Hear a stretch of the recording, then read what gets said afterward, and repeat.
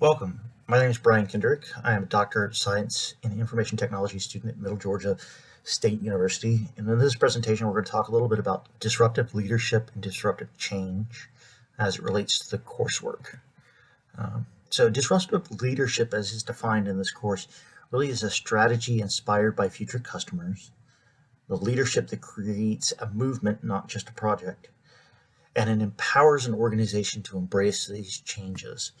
We're going to talk a little bit about this disruptive leadership and this disruptive change through the lens of an interview that I had with an executive in the IT world. So let's talk a little bit about who I'm interviewing and what we're going to be looking to and talking about here. So the interviewee is an executive director of IT and customer support and services. The company that or the institution she works for is a relatively large institution in the state and has a very broad global reach in terms of its services and its outputs. Right. This leader has been part of multiple major projects and changes in the institution. She has led many of them and has been key in implementing all of the ones that we're going to talk about here today and throughout this interview. She manages a diverse team of professionals at different stages of their career. They're in different locations. They have different job functions, so she has multiple teams that report up through her. And really, her focus for her teams and for her unit has been the focus on the customer and the professional growth of her team. She is an absolutely wonderful leader and was a joy to talk with and interview when talking about disruptive change and leadership in IT. So the first thing I kind of started off with in this interview was to have a little understanding of the culture of her institution and the culture of IT service, specifically in her institution, and how that might play a role in disruptive change or change in her institution. What's the appetite and those kinds of things. So there were a few key things that kind of stood out to me in the interview from her. And one of them was when talking about culture, she says that our strengths are that most of our staff are either currently or formerly in the same roles as our customers and have great personal investment and insight into the services that they provide.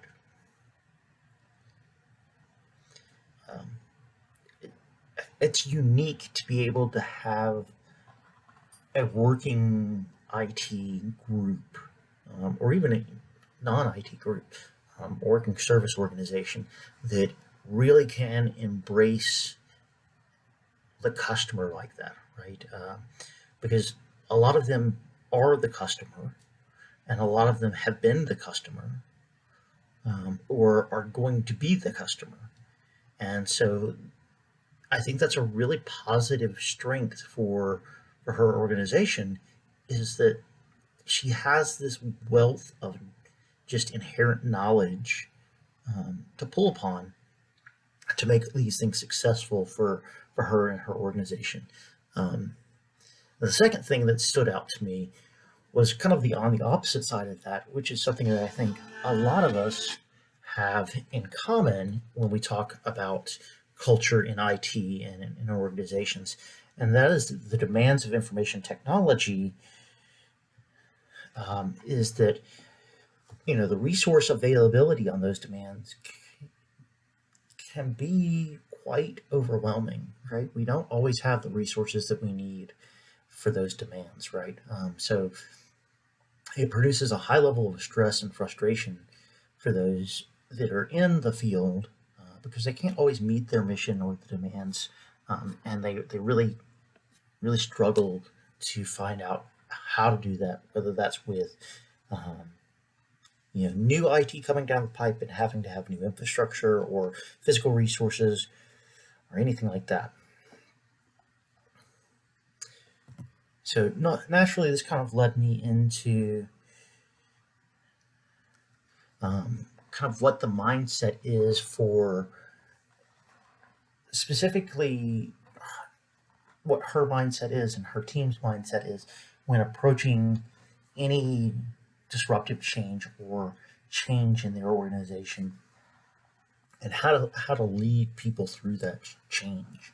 Um, and really, we had a very nice conversation around this, but there were some major points that I wanted to pull up that I think really highlight um, how disruptive leadership helps manifest this change.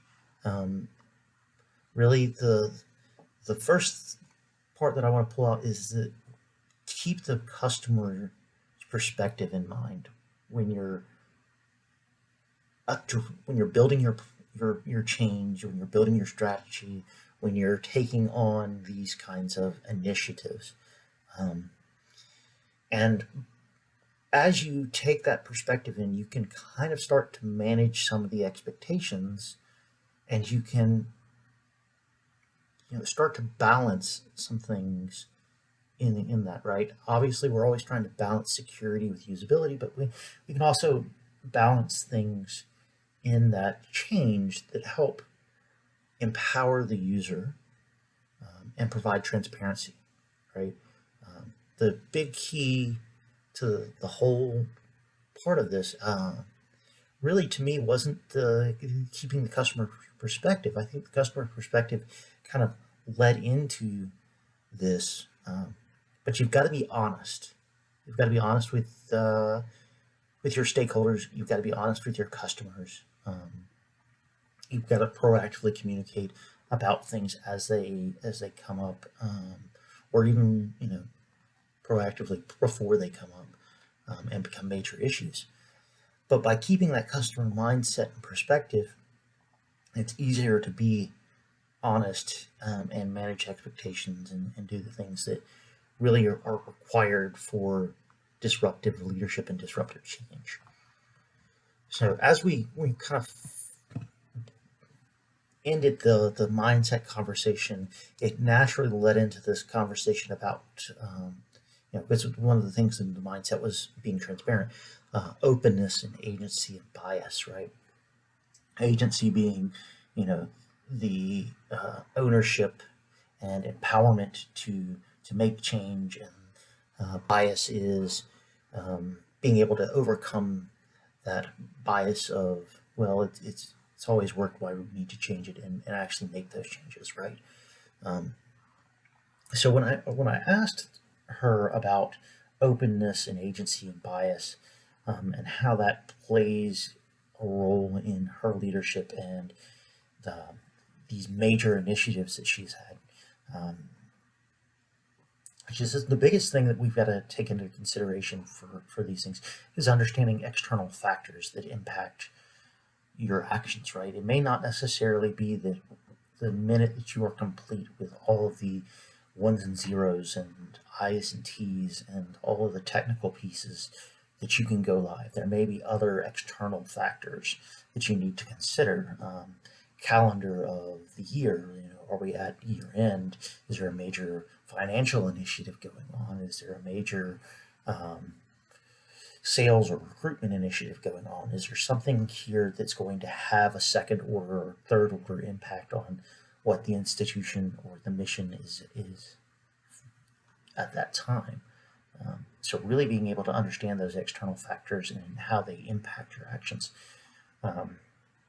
Providing accountability for staff and users. And I think the big thing here out of this one was that we're not only providing accountability here for the staff, but we're also providing accountability for the users, right? One of the major initiatives that she was part of and led was establishing a call center and changing the way the service worked in her organization, and implementing knowledge bases and implementing IDLE frameworks to help with the service catalog and those kinds of things. Um, some of the things that she really wanted to focus on here was that not everybody wants to. Well, most people really don't want to um, have to call for help, right? So, what can we do to empower the user? What can we do to provide some accountability for the user for them to find their own answer, right? Providing that external knowledge base, providing documentation and training and videos, providing on site training, providing workshop training, these kinds of things, ensuring that the information is distributed down their chain of command and their management team to them. Um, all these kinds of things are things that she takes into consideration when making a change in her organization, which I think is a very powerful thing. Uh, she has an open door policy, and I've worked at a lot of places, and I've actually worked with her before. Uh, and a lot of places I've worked for have had these open door policies, but I think she's the first person that I've actually worked with that truly embraces that policy and really works with that. And it gives her the ability to keep a pulse on what's going on and the tolerance for change and issues and problems and accountability without having to micromanage, without having to be in the soup every minute. It gives her the ability to have people come to her when needed, but also the ability for her to kind of keep in touch with the customers by having that policy in place, which I think is really quite astonishing. She empowers her staff to take ownership as part of this. I should say, as part of one of her many contributions to her organization. She has implemented this new call center approach to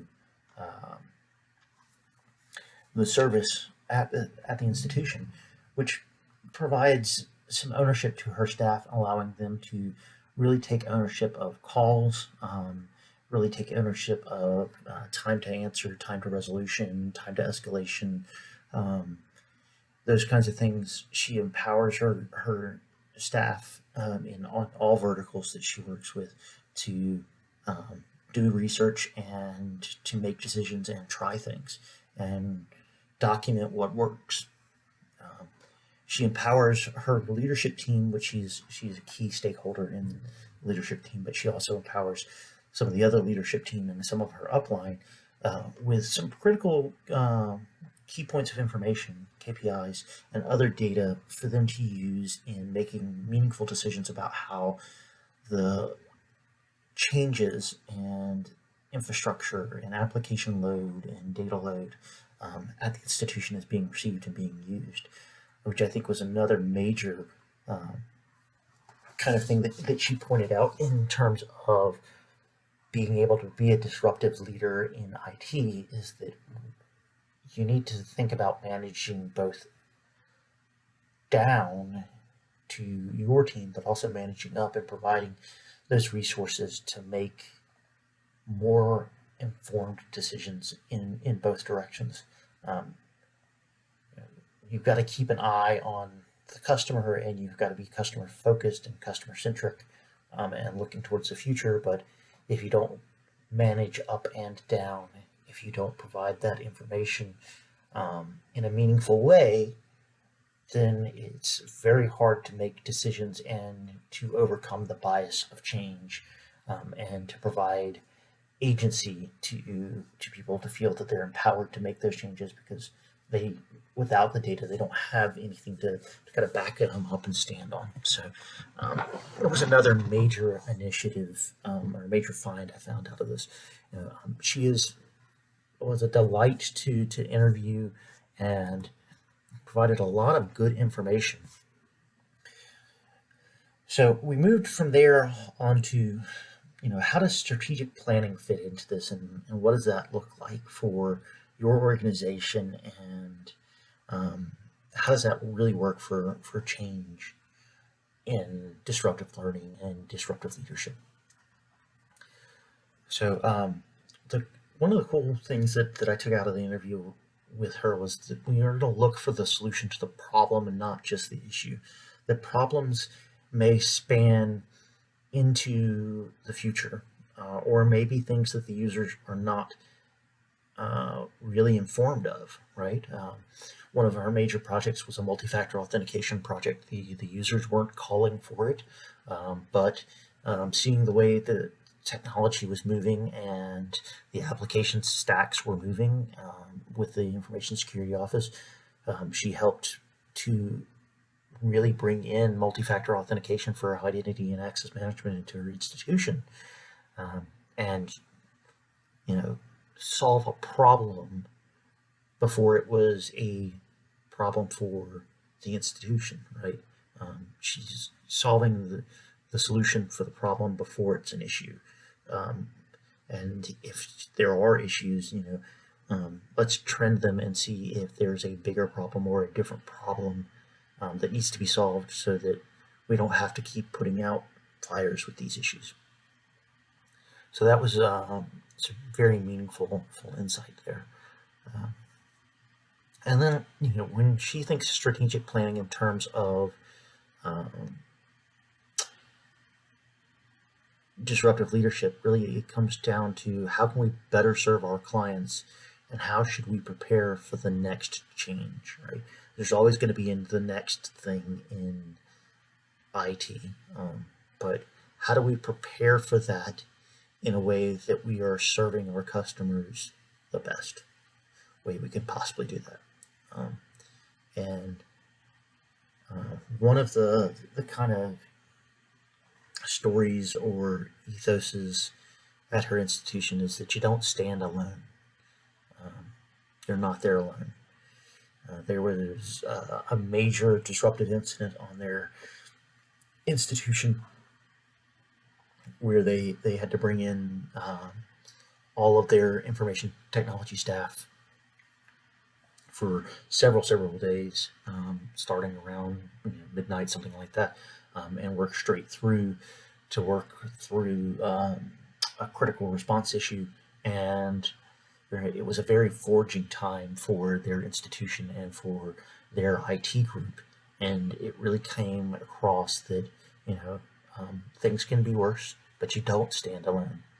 And I think that was really important in understanding that for disruptive change, but also from the strategic planning perspective, because in strategic planning, you're not doing this again in a vacuum. You need to work with your other stakeholders and the others in the leadership positions of the institution to make sure that you're in the right space for that change to happen.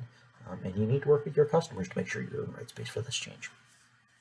So, but that's the gist of the conversation in regards to disruptive leadership and disruptive change through that interview. I'm happy to take questions if you guys have questions. You can find my email in the course, and I hope you enjoyed this presentation. Thank you.